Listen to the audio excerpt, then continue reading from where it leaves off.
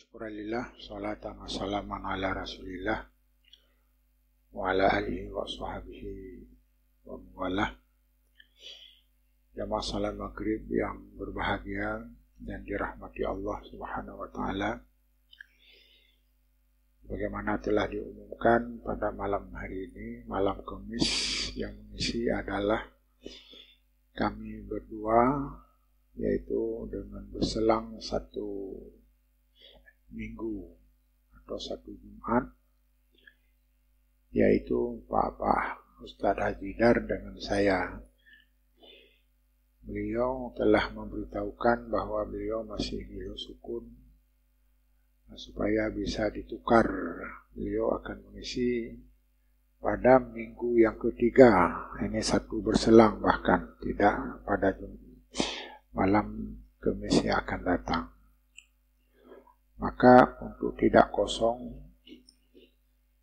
sesuai dengan jadwal yang ada, kami mengisi dan nantinya akan diisi oleh beliau sendiri secara bergiliran dalam setiap sebulan 2 kali. Jamaah yang berbahagia, pengajian pada periode ini, periode dalam suasana COVID-19 ini atau musibah ini, yaitu ada sebahagian penceramah sebaiknya ditunda, ada sebahagian boleh dilanjutkan. Maka karenanya kami memilih yaitu untuk melanjutkan dengan mengikuti protokoler kesehatan. Jadi kita jarak dan sebagainya, serta memakai masker dan lain-lain. Intinya supaya kita sebenarnya aman dan selamat menunggu berakhirnya wabah ini. Kami telah merencanakan dari pengurus masjid bahwa pengajian pada kali ini memang sudah sedikit ada perubahan. Perubahan pertama, ada permintaan untuk tidak memberi ceramah beberapa orang, dan kami telah menyampaikan bahwa siapa saja yang meminta untuk tidak boleh diisi oleh seseorang, supaya menulis surat yang isi suratnya menyatakan bahwa Ustadz ini tidak boleh memberi ceramah, dan atas nama siapa, apakah atas nama pribadi atau atas nama organisasi. Tujuannya kita bisa menjelaskan kepada jamaah bahwa pengurus tidak ada membatasi siapa yang telah diminta oleh jamaah untuk mengisi, tetap akan diisi.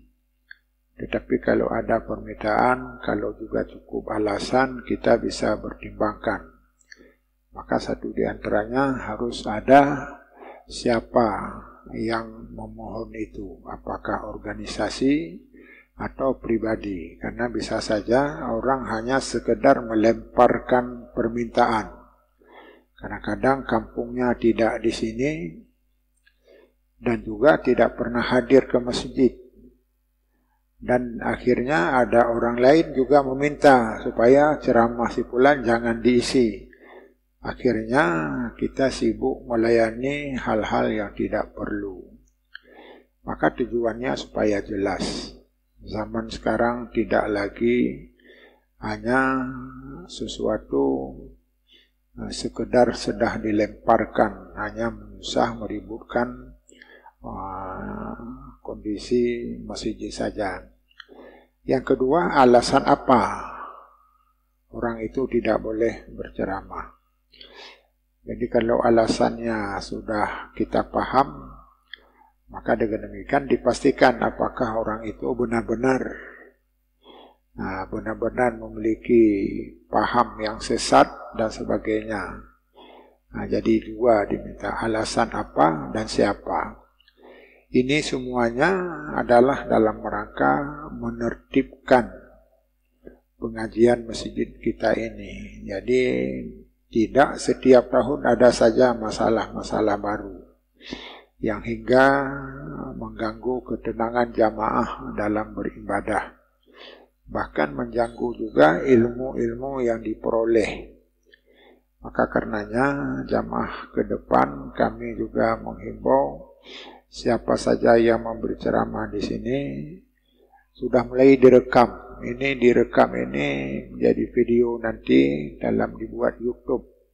YouTube ini bermaksud supaya ada orang yang kadang-kadang secara umum tidak jelas akan dibaca pada YouTube. Dan ini sudah dikembangkan IT di sini. Bahkan bukan saja hubungan di sini, mungkin ada juga yang hubungan keluar daerah dan sebagainya. Jadi intinya bahwa peningkatan dalam pengajian ke depan sudah mulai ditingkatkan.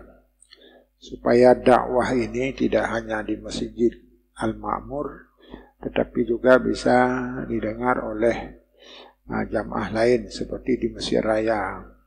Mesir Raya itu sudah ada radionya. Jadi radio bisa dipantau seluruh Aceh, bahkan saya dengar sampai ke Irian. Tapi tidak jelas apakah sampai ke sana atau tidak. Kemudian berkenaan dengan mata kuliah kami, pelajaran kami sudah membuat sebuah program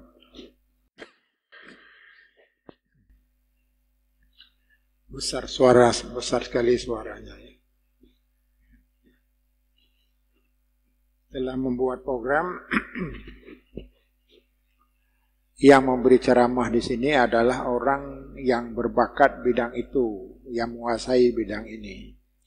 Maka karenanya mulai tahun ini ada pengajian yang diisi oleh guru besar, yaitu seperti Pak Alyasa, Bapak Profesor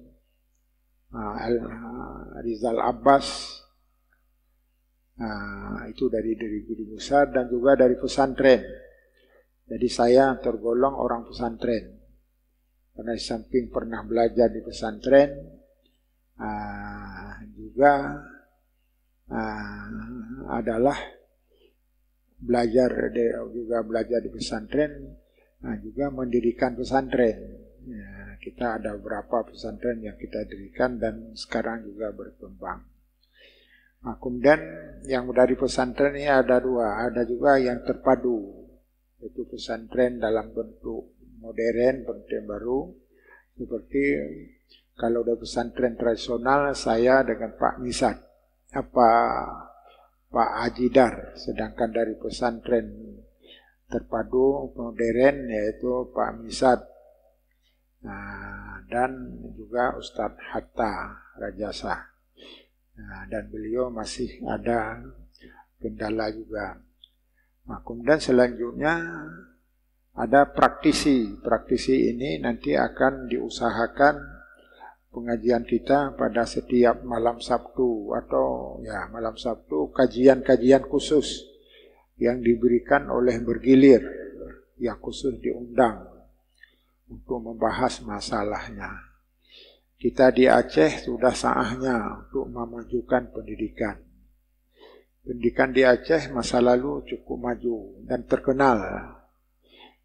Bukan saja terkenal di dalam taat beragama, terkenal luasnya ilmu pengetahuan. Sehingga banyak masyarakat di Asia justru minta pendapat dari Aceh. Bahkan peradilan di Aceh adalah dianggap lebih sempurna, lebih diyakini. Di Malaysia kalau ada masalah, maka perkaranya dibawa ke Aceh. Maka terkenallah dengan sejarah Pukropang. Untuk Pukropang adalah orang Malaysia. Beliau menetap di sini karena setelah menang perkaranya, tidak bisa pulang lagi, takut pulang ke Malaysia.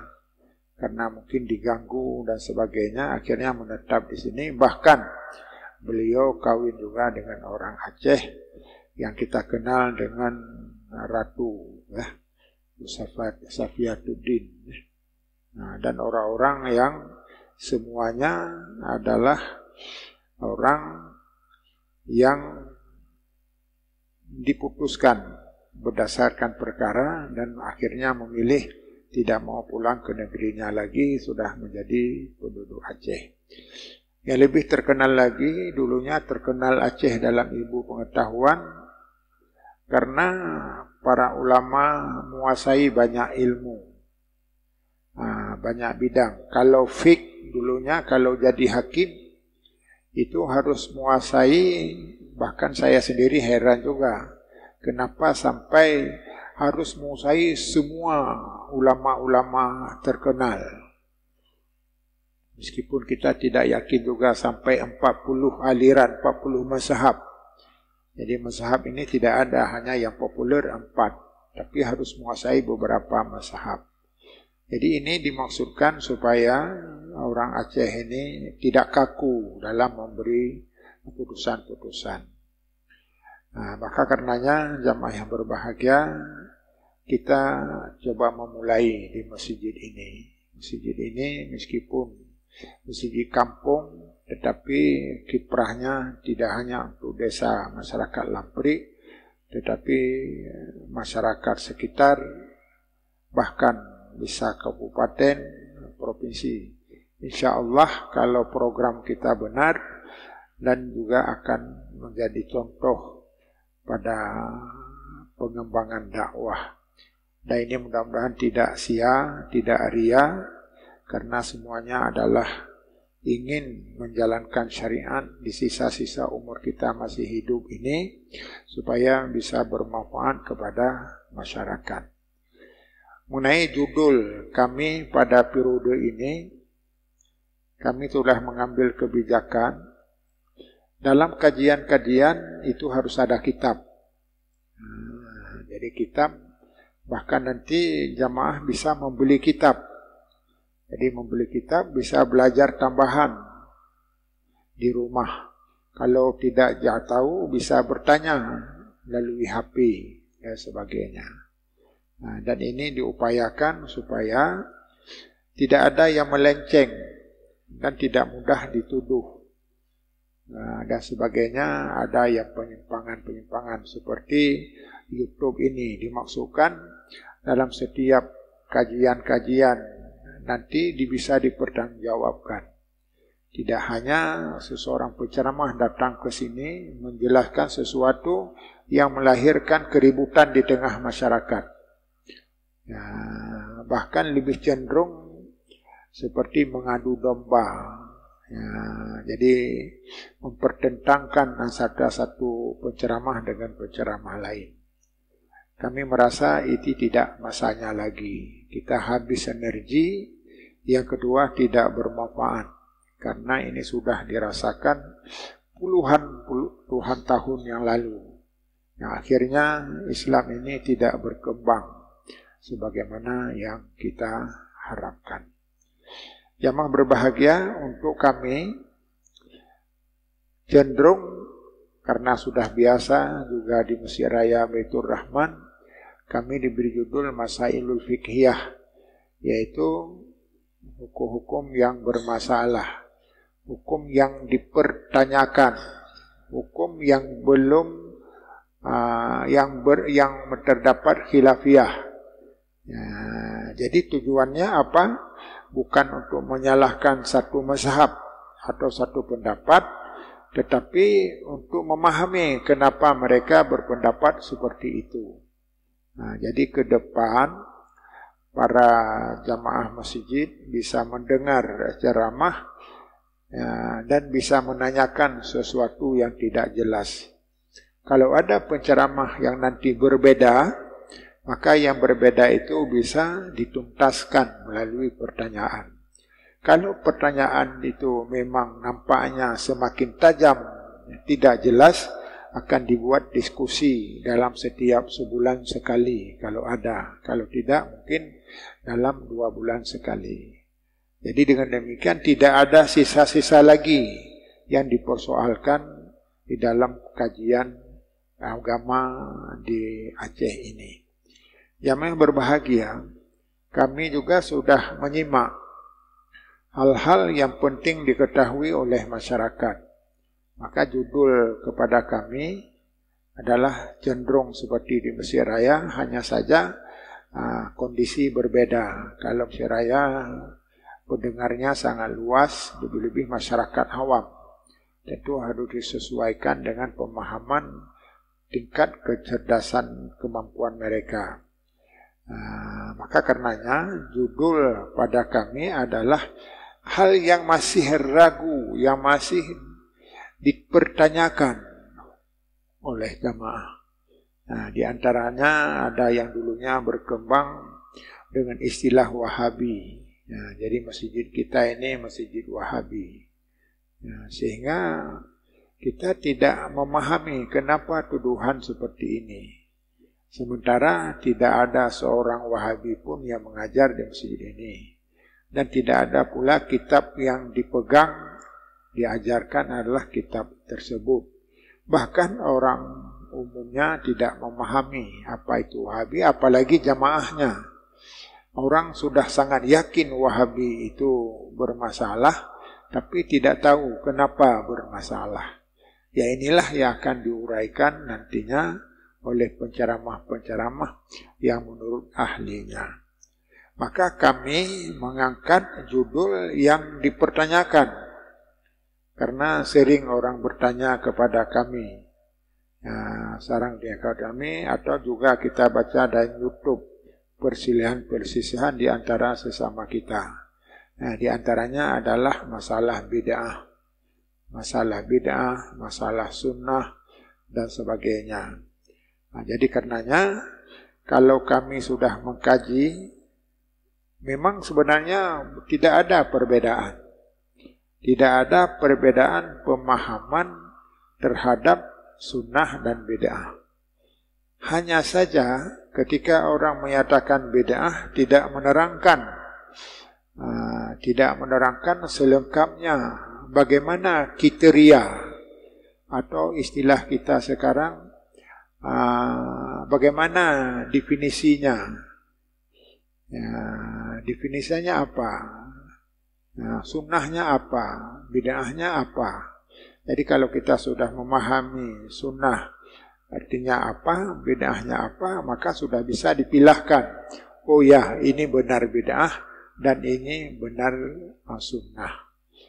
Atau sekurang-kurangnya ada perbedaan ulama dalam bidang ini. Kita bisa memilih saja mana pendapat yang kita pahami. Misalnya kalau di Aceh adalah aliran yang disebut dengan ahli sunnah wal jamaah. Jadi dengan demikian, bagaimana pendapat ahli sunnah tentang sunnah itu sendiri? Ahli sunnah wal jamaah tentang sunnah. Kami rasa tidak ada berbeda dengan pendapat yang lain. Kenapa? Hakikat daripada ahli sunnah wal jamaah adalah orang yang mengikuti apa yang dibawa oleh Nabi. Ma'ana alaihi wa sahabi. Apa yang dibawa oleh para yang dibawa oleh Nabi dan apa yang disampaikan oleh sahabat. Maka dengan demikian, orang ahli sunnah wal jamaah, orang yang terikat dengan periode Nabi dan periode sahabat. Sahabat itu ada Khulafaur Rasyidin sebagai khalifah dan ada sahabat-sahabat lain. Jadi dengan demikian, hakikat daripada ahli sunnah adalah juga salafi sebenarnya. Salaf, orang terdahulu. Jadi orang yang mengikuti jejak masa lalu.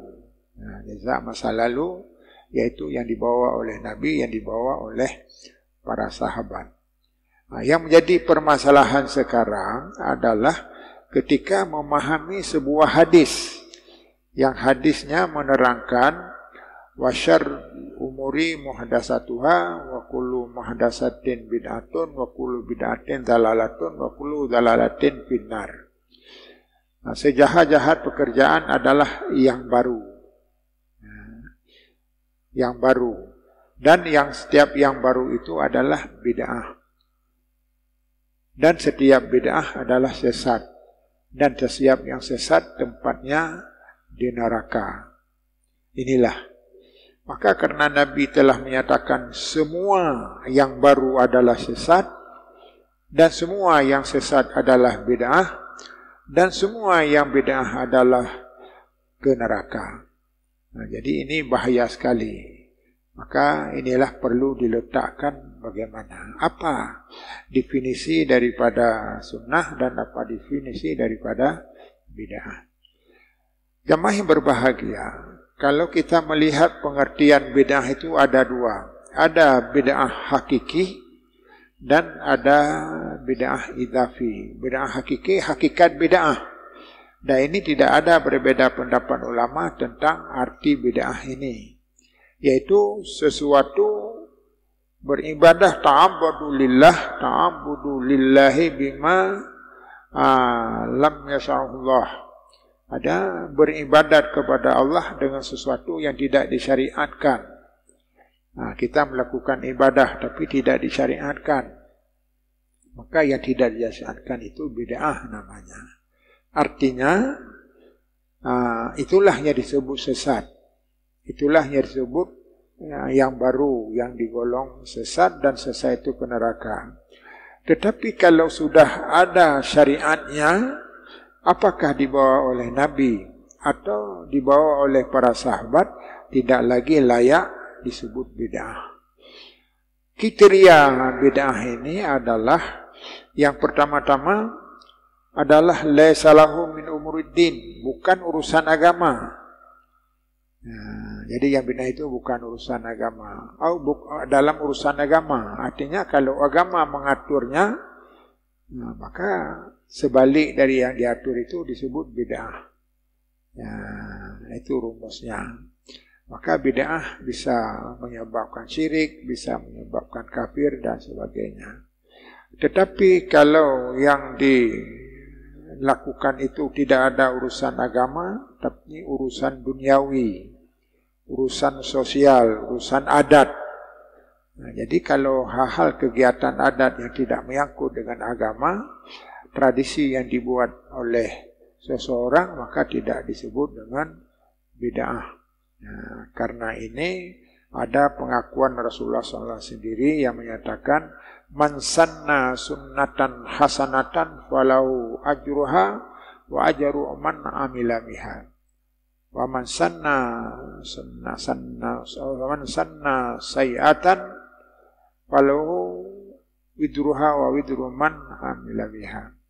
Artinya seseorang yang membuat sebuah tradisi, yang tradisi itu baik dan tradisi itu dilakukan oleh orang lain, maka pahala diberikan kepadanya dan kepada pengikut-pengikutnya. Nah, jadi diberi pahala. Nah, jadi dengan demikian bukan semua yang baru itu bid'ah. Nah, intinya tidak boleh kita anggap semua yang baru bid'ah, karena Rasulullah sendiri memberi peluang tentang ini. Yang peluangnya adalah sesuatu yang tidak diatur agama, itulah yang bid'ah. Nah, kemudian yang kedua, malam ya'zan bihillah. Hal itu tidak diizinkan oleh Allah. Tidak diizinkan ini karena bertentangan dengan tujuan syariat. Nah, jadi syariat Islam sudah seperti ini, maka kita membuat sebuah kegiatan lain yang rohnya bertentangan. Ini banyak sekali. Banyak sekali, lebih-lebih pada zaman sekarang, macam-macam lah. Apalagi dengan ada istilah agama budaya, agama Nusantara, dan sebagainya. Nah, jadi ini semuanya harus ditempatkan pada tempat yang benar. Wad'u syai'in fi mahallih, letakkan pada tempatnya. Tempatnya ini apakah urusan agama? Ya. Kalau tidak boleh menyimpang, kalau menyimpang disebut bid'ah.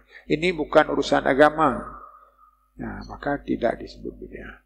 Maka karenanya tadi malam di Siraya juga sudah kami sampaikan, maka bisa saja dalam hal-hal baru itu, seperti yang dikatakan oleh Imam Nawawi, ada yang baru itu tidak ada masalah apa-apa.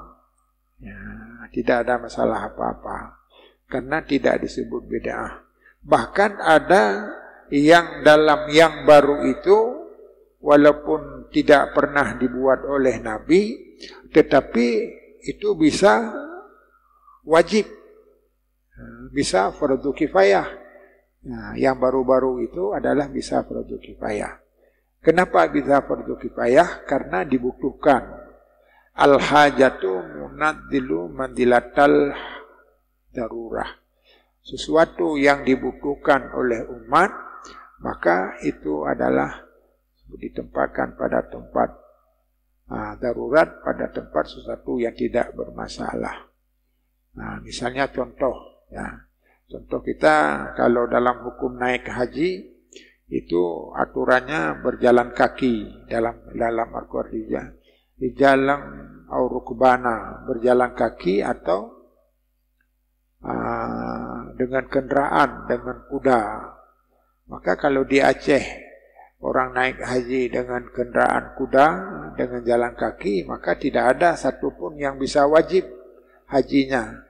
Maka ayat itu tidak berlaku untuk orang Aceh. Artinya haji itu tidak wajib. Karena tidak mungkin dilakukan.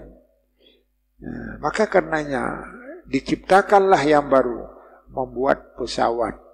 Maka membuat pesawat itu adalah fardu kifayah. Walaupun dalam hubungan ibadah fardu kifayah. Kenapa fardu kifayah? Kalau ada orang yang sudah membuat, selesailah yang lain.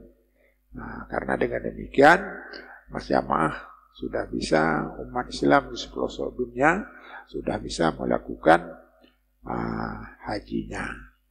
Bahkan ada juga yang hukumnya memang sangat berbahagia. Inilah yang disebut dengan bid'ah dhalalah.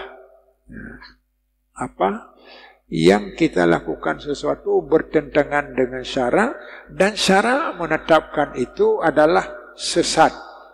Syara menetapkan itu adalah syirik. Bahkan syariat menetapkan itu sudah kafir. Maka orang yang melakukan yang baru yang seperti ini, ya, maka itulah yang disebut dengan bid'ah finnar. Kullu bid'atin finnar, inilah bid'ah-bid'ah yang bertentangan dengan syariat. Tapi kalau tidak bertentangan, maka di dalam kitab yang baru kami terjemahkan ini, tulis ini diterangkan ada beberapa petunjuk yang menerangkan bentuk-bentuk bid'ahnya. Bentuk-bentuk bid'ah. Ya, jadi ini banyak uraian, kami ambil yang singkat saja. Yang pertama adalah bid'ah yang berhubungan dengan ziyadah. Anna syari'ata ja'at kalimatun la tahmilu ziyadah wala nuqsan. Lianna Allah Ta'ala qala al-yawma akmaltu lakum dinakum, dan seterusnya. Artinya syariat ini sudah sempurna, maka kita tambah-tambah. Maka hakikat daripada bid'ah itu bertambah atau berkurang. Ya. Karena tidak boleh ditambah, karena agama kita sudah sempurna. Tidak boleh dikurangi, sesuai dengan petunjuk Rasulullah SAW. Dan selanjutnya yang kedua itu berhubungan dengan tambah dan berkurang. Nah, tentu dalam hal-hal yang tidak boleh ditambah, tidak boleh berkurang. Misalnya salat fardu sudah jelas. Bahkan salat sunat sekalipun kita tambah-tambah. Sunat qabliyah, asar, 4 rakaat itu tidak disyariatkan. Itu menambah 2 rakaat lagi, itu bid'ah. Nah, demikian pula ini ada kalau dalam kitab disebut di sini, contohnya orang salat, mengadatkan salat sunat di rumah. Masuk ke rumah salat 2 rakaat. Bagus salatnya, tapi kalau bukan untuk sanad mutlak, tapi salat untuk masuk rumah, itu bid'ah. Nah, itu misalnya begitu. Yang kedua adalah annal mubtadi'u mu'anidul lisyar'i. Lianna syari'a qad ayyana li matalibil 'abdi turukan khassatan ala wajhil khassah. Jadi yang kedua adalah orang yang bertentangan dengan syarak. Mu'adid, bertentangan dengan syarak. Syarak telah menetapkan jalan yang jelas, kemudian kita merubahnya. Merubahnya. Ini adalah yang perubahan-perubahan ini kita dianggap telah melakukan bid'ah.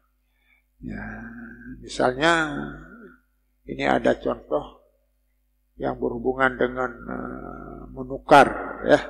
Seperti misalnya kalau kurban selama ini dengan ternak kambing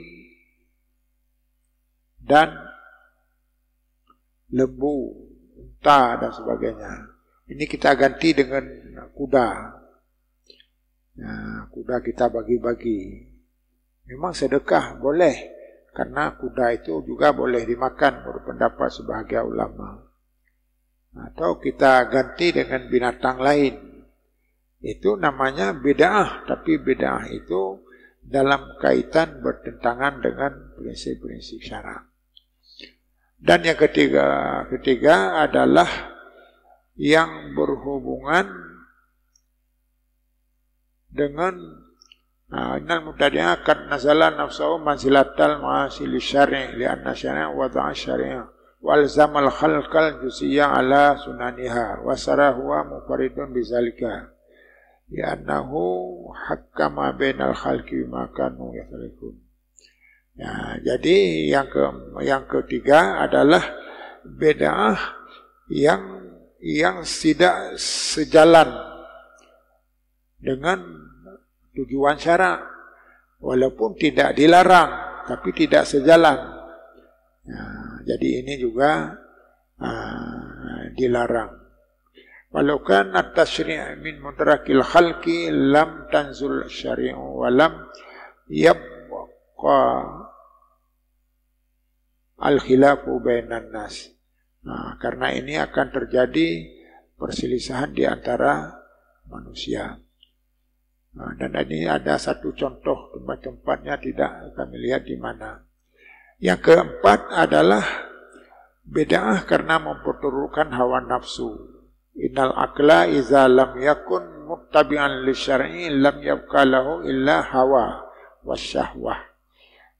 Jadi kegiatan-kegiatan hanya menurut kepentingan hawa, kepentingan nafsu. Maka walaupun pakaiannya pakaian agama, jadi akal tidak menerima. Tidak menerima. Maka itu adalah juga disebut bid'ah. Kullu bid'atin fid din min ayyi naw'in kana fa hiya muharramatun wa dhalalah.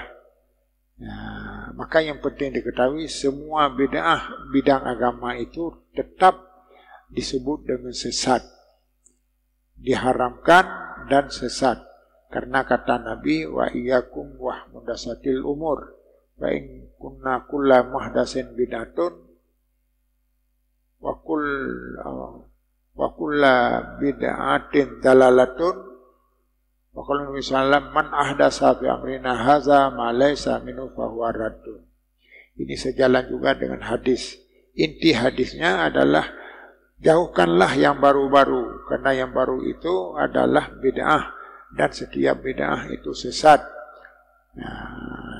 Maka menunjukkan hadis ini kalau bid'ah ini adalah bid'ah hakikat. Artinya padallal hadisu ala anna kulla muhaddasin fid din fa huwa bid'atun. Maka seseorang menurut hadis ini seseorang yang mengada-ngada dalam bidang agama adalah disebut dengan bid'ah. Jamaah yang berbahagia, dari uraian ini ada juga tadi saya baca beberapa peringatan, teguran teguran dari para ulama-ulama. Ini diantaranya adalah Al-Hasan bin Atiyah. Mani bertada'a qaumun bid'atan fi dinihim illa nasallahu min sunnatihim mislaha.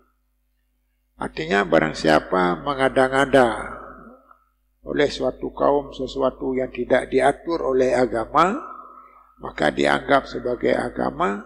Allah mencabut sunnahnya, kebaikannya, semisalnya, sebanding. Kita lakukan 10, maka 10 itu. Misal mengada-ngadakan sesuatu yang tidak perintah, yang diadakan itu berimbas kepada kebaikan yang dilakukan. Kemudian dari ulama yang lain, Ma'anul Hasan menyatakan amalul qalil fi sunnati khairun min amalil kasir bil bid'ah. Yaitu orang yang melakukan sedikit saja dalam hal yang diperintahkan dalam sunnah itu lebih bagus dari mengerjakan sesuatu yang tidak diatur oleh agama yang disebut dengan bid'ah. Jadi ringkas saja pengertiannya bahwa kita sederhana saja apa yang diperintah. Yang tidak diperintah adalah walaupun banyak sekali dikerjakan itu adalah tidak baik.